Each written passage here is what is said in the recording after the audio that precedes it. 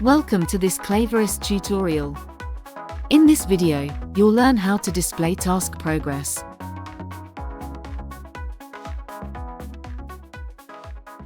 Displaying progress makes it easy to see how work is progressing across your roadmap at a glance. To display a progress bar, click on a task and open the Options tab. Then, enable task progression. If your roadmap is based on a dataset with progress value, it will be displayed automatically. If not, or if the task was created directly in Clayverest, the progress is set to 0% by default. You can then update it manually whenever needed.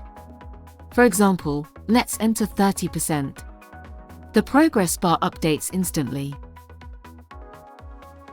You can display progress based on physical progress or work progress.